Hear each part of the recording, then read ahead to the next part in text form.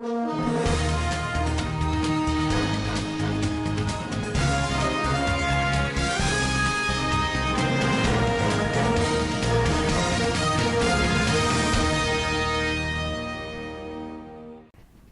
to Standard Voice News Channel. I am Samira Ibrahim. Here are your top stories for today.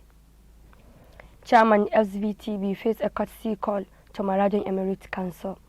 Federal government approves reopening of schools, lift ban on interstate movement. Nigeria's COVID-19 cases top 25,000. On business, Zamfara cotton farmers set to improve economy.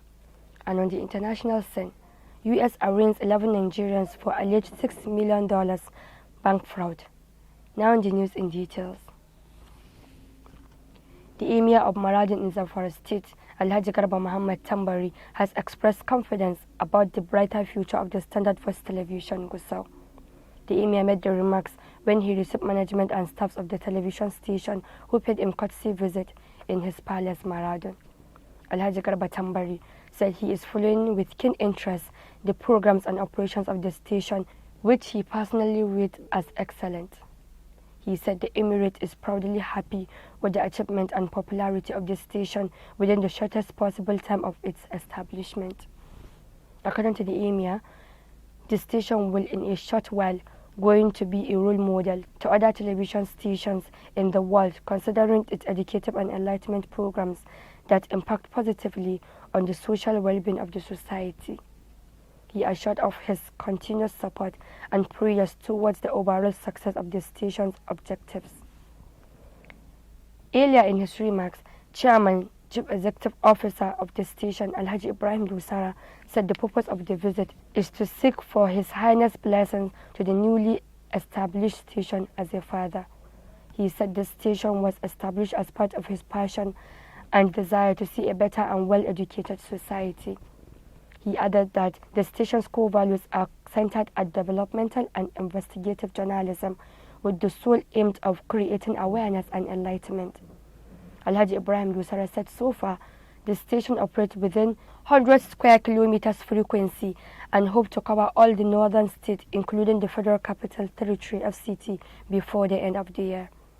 Our correspondent Ayuru Samaila Mafara, who was at the Emirates, reports that the management and staff of the SVTV were received by the Emir and some of his council members in a colorful reception. The Zamfara state government has received 22 kidnapped victims rescued by the joint operatives of the Nigerian Army along Bimasa Forest in Zamfara state. The kidnapped victims were rescued by the operatives of Operation Hadarin Daji of the Nigerian Army along Bimasa Forest between Sokoto and Zamfara state borders on Sunday evening. Speaking at the handing over of the victims, the Brigade Commander 1, Brigade Nigerian Army Gusau Brigadier General O.M. Bello, said the operatives of Operation Hadarin Daji, under the first operational base situated at Anka local government area of Zamfara state, have rescued 22 adoptees along Bimasa Forest who were abducted by armed bandits. Brigadier General O.M. Bello added that the rescue effort was part of the ongoing military strategic operation aimed at securing the state from the activities of the bandits who have been terrorizing innocent souls in the state for years. Receiving the adoptees, Governor Bello Muhammad Matawallan Maradon, represented by the State Commissioner for Security and Home Affairs Alhaji Abubakar Muhammad Dauran, commended the effort of the joint security operatives for the continuous surveillance and rescue of the state indigents abducted by the bandits. The Nigerian Army said its troops have neutralized the notorious leader of the bandits in Zamfara state, Hassan Dantagwai, and his twin brother Hussein Dantagwai. Dantagwai, the leader of the notorious gang, was among the bandits granted amnesty by Governor Bello Muhammad Matawallan Maradon last year. A press statement by the coordinator of Defense Media Operations, Major General John Enichi, revealed to newsmen in Gusau that the bandit leader and his twin brother were killed in Dambaru Forest and Zurmi local government area of Zamfara state. The statement noted that apart from the twins, many bandits were killed in airstrike carried out on June 23rd. The air component dispatched an enhanced forest package of fighter jets and gunships to attack a location where many bandits assembled for a meeting. According to the statement, the attacking aircraft engaged the target structures, stressing that it scored accurate hits and took out the hots along with their occupants. It explained that the nav jet later recorded direct hits on the suspected bunker from where some of the bandits were seen emerging, completely destroying it. Intelligence report later confirmed that Hassan El Togwai and his twin brother Hussein, along with many other bandits, were neutralized in the airstrikes, while some escaped with injuries. A chieftain of the All Progressives Congress (APC) and former chairman of Svtv local government area of Zamfara state, Alhaji Aliyu Abubakar MC, has called on stakeholders to develop a 50-year development plan for the state to give it a better focus. Alhaji Aliyu MC made the call in a chat with the Standard Voice Television Gusau recently. He noted that the idea should have been developed since the inception of the state, but that since many of those who worked for the creation of the state are still alive, they should be involved in developing the growth plan. According to him, the state has a lot of potentials that, if well harnessed, it will not be waiting for any external support for its survival, while its youth will be gainfully employed to contribute to national growth. The Federal Road Safety Corps (FRSC) in Zamfara State has apprehended and paraded alleged fake officials of the FRSC named Ismail Abdullahi for extorting money from jobless people and pretending to offer them employment with the FRSC in Zamfara State. Addressing newsmen in Gusau, the state capital, the sector commander of FRSC in the state, Mr. Peter Wihiyuka, said the suspect entered into a mosque and asked the Imam Alhaji Aminu Maidala to announce that there were job vacancies at the FRSC in Zamfara State. According to the sector commander, the suspect alias Ismail Abdullahi demanded for 2,000 naira each from the applicant, amounting to 37,000 naira, saying that interview for the jobs will take place on Wednesday at Sambo Secondary School in Gusau. Mr. Wihioka further told newsmen that the suspect demanded that each applicant come to the interview with the sum of 35,000 naira for uniform training and other essentials. He explained that immediately the news got to him, he deployed men from the intelligence unit who swung into action and arrested the suspect and interrogated him. The suspect confirmed that he collected 2,000 naira each from the applicant for his transportation to Abuja. The federal government has approved what it called safe reopening of schools nationwide in the next phase of the gradual easing of lockdown order to curtail further spread of COVID-19. It has also lifted the ban placed on interstate travels with effect from July 1st, provided such journeys are made outside curfew hours. The chairman of the Presidential Task Force on COVID-19, Bas Mustafa, disclosed this at the ongoing daily briefing of the task force in Abuja on Monday. Bas Mustafa, who is also the secretary to the government of the Federation, also said the government has approved the safe resumption of domestic flights in the country. He said the opening of schools was meant to allow students in graduating classes resume preparation for examinations. The Federal High Court in Abuja has strung out a suit seeking to disqualify the Edo State Governor, Godwin Obaseki, and the People's Democratic Party (PDP) candidate from contesting the forthcoming governorship election in the state. The suit, which has been filed since May 29, 2020 by Edobo Williams, Ugesia Godwin, and Emedu Anaku, alleged that Obaseki forged his university certificate. The governor, who just defected to the PDP, was joined as respondent in the suit, the All Progressives Congress (APC), and the Inspector General of Police (IGP), Mr. Muhammad Adamu. While ruling on Monday, Mr. Justice Anwilu Chikiri struck out the suit because the plaintiff's lawyers and the defendants were absent in court. According to the suit, it was contested that the university certificate which Obaseki attached to his form CF001, which he submitted to INEC for his first-term election in 2019, was forged.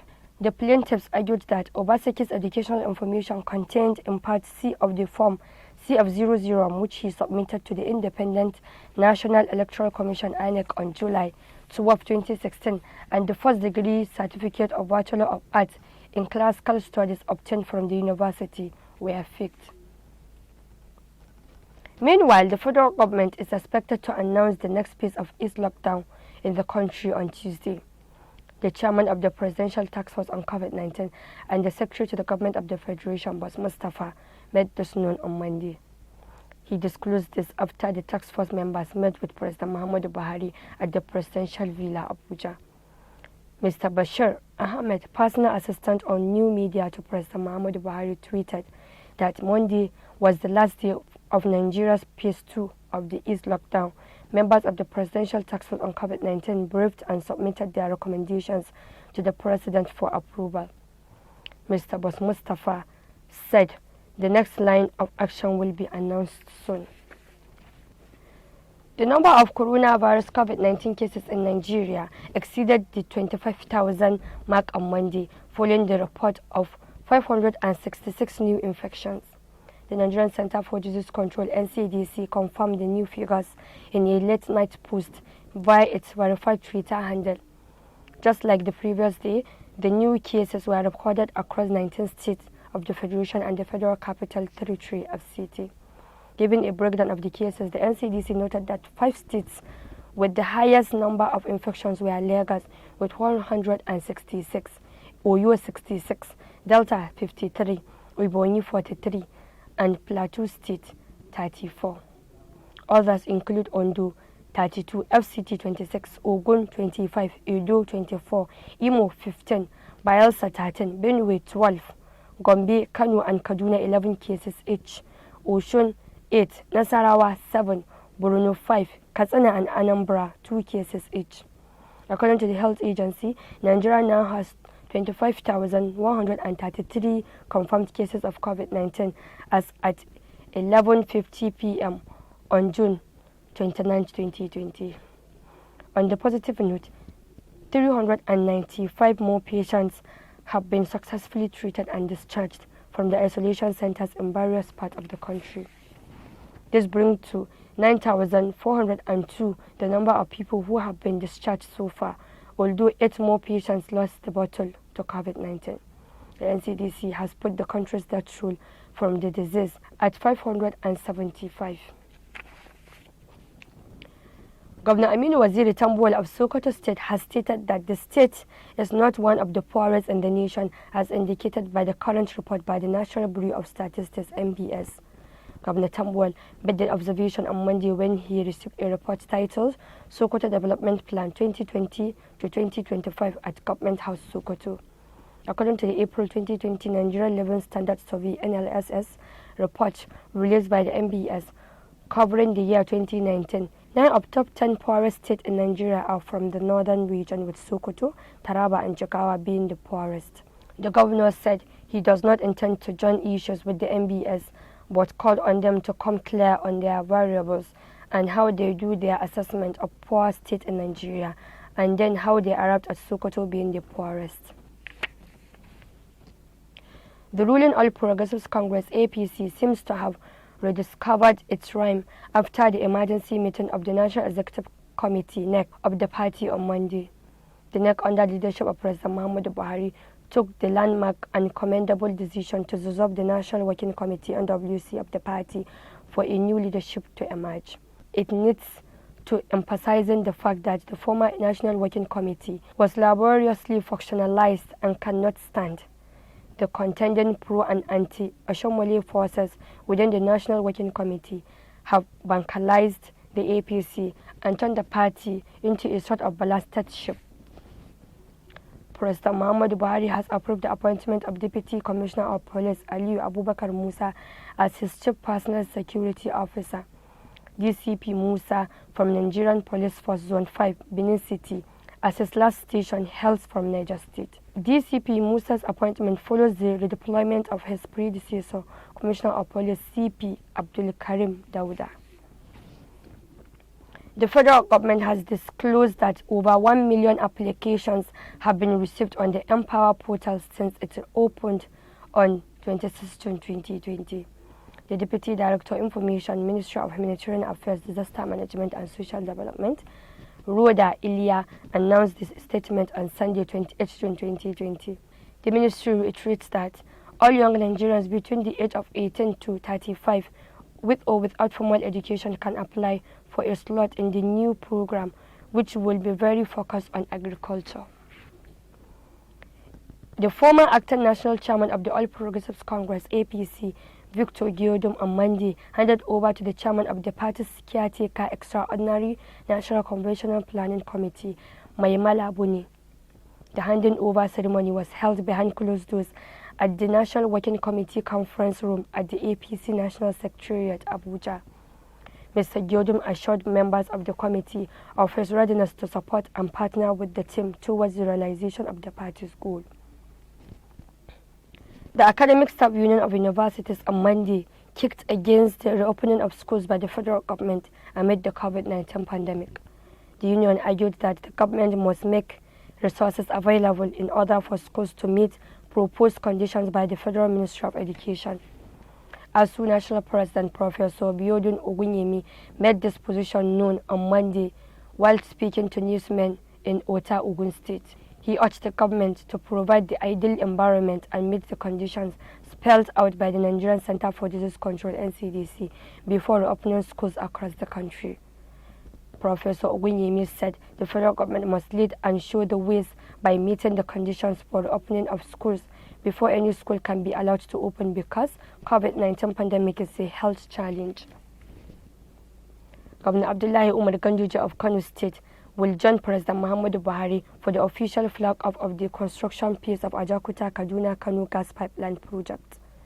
The event was slated for Tuesday, 30 June 2020, when President Muhammadu Buhari will officially flag off the gas pipeline right-of-way taken up from Ajaokuta in Kogi State through the Federal Capital Territory (FCT), Niger State, Kaduna State, and terminate in Kano State.